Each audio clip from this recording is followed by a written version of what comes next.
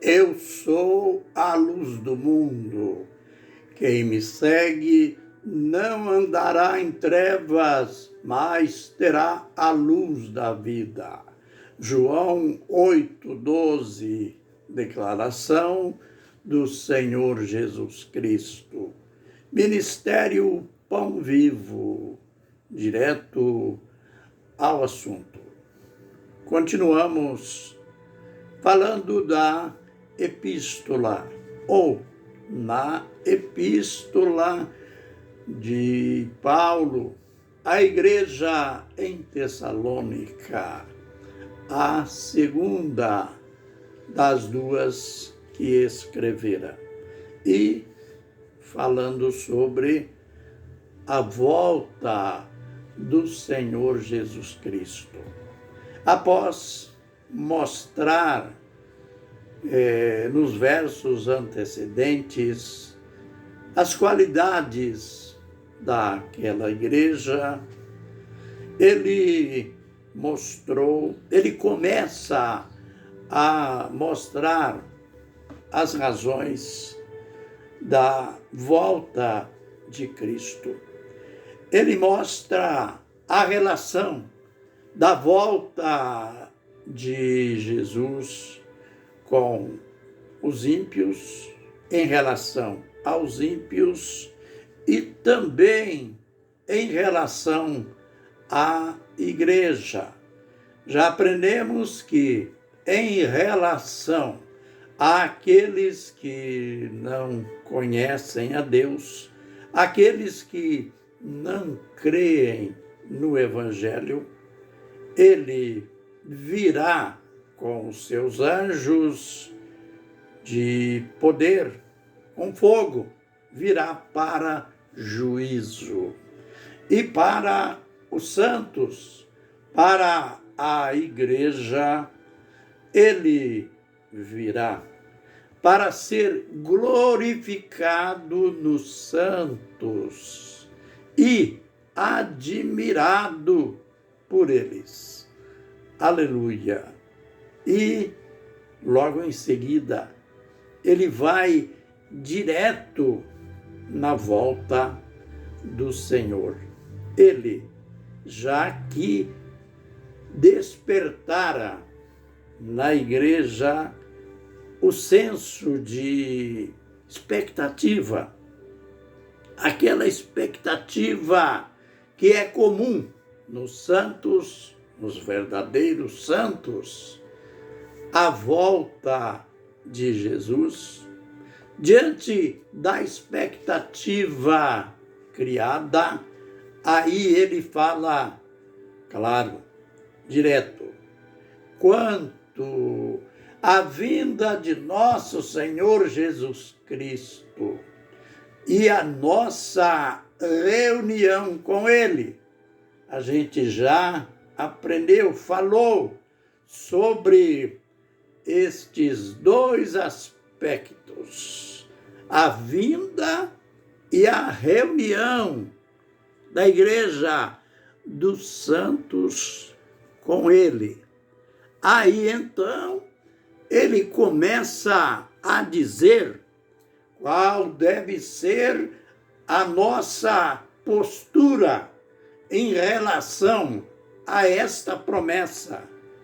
Aliás, quando eu uso o termo promessa, é porque lembro de quando o próprio Senhor Jesus Cristo disse para os discípulos: voltarei e vos levarei para mim mesmo.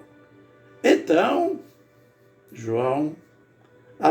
Paulo usa de modo claro o fato de Jesus ter prometido.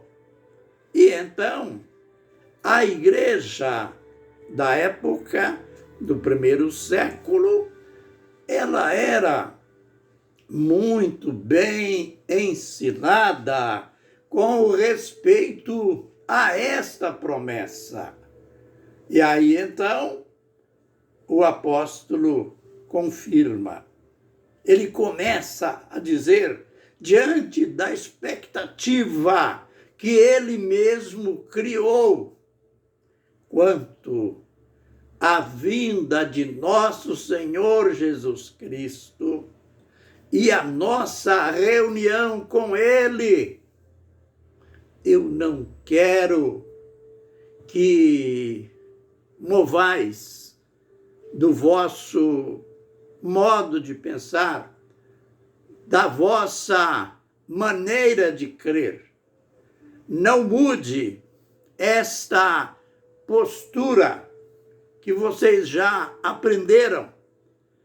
Vocês já foram tão bem ensinados. Então, não mude. Seja por palavra, seja por espírito, e alguém até vai dizer algo como se fosse uma epístola nossa. Olha, ninguém vos engane.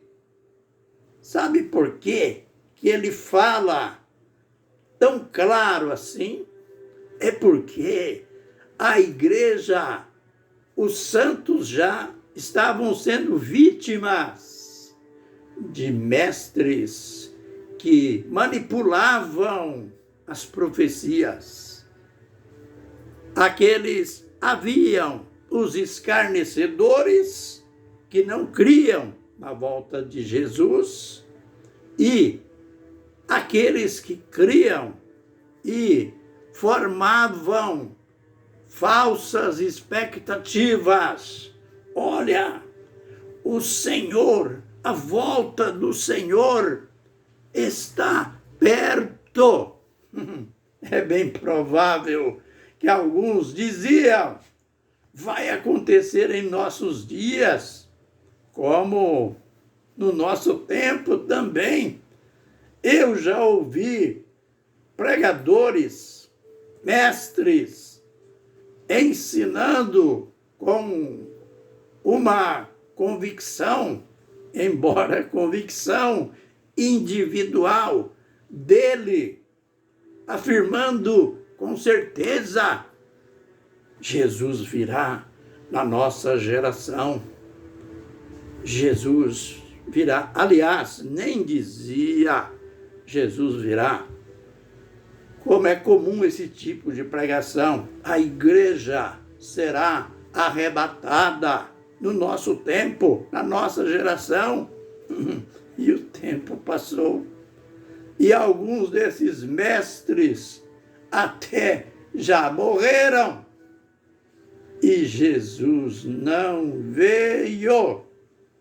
E a igreja não foi arrebatada. É um tipo de pregação que já havia naquele tempo. Ah, mas isso não foi falta do ensino apostólico. Não é falta de clareza nas Escrituras. O apóstolo está dizendo aí, ninguém vos engane. Aliás, o apóstolo Paulo já tinha aprendido com Jesus.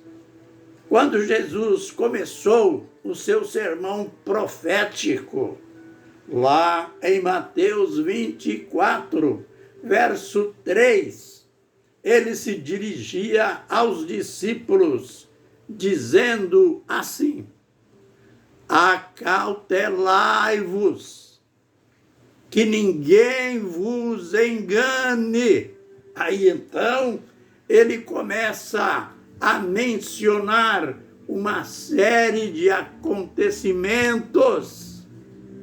Lá mais à frente, ele diz assim, ninguém vos engane, não é o fim ainda, mas por mais que Jesus deu esses alertas, a igreja Os santos foram vítimas, mais tarde, de especulações, de manipulações das profecias.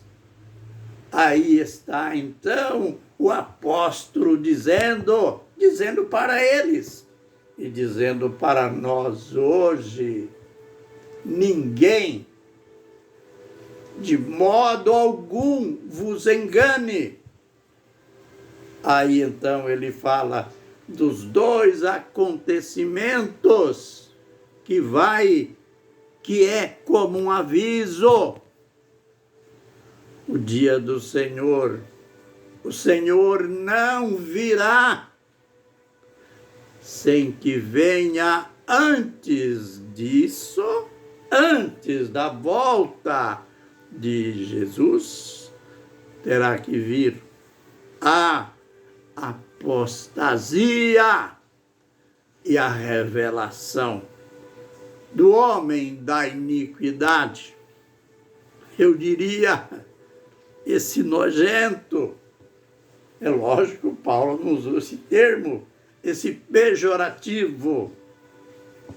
Este homem da iniquidade, diz ele, é o filho da perdição.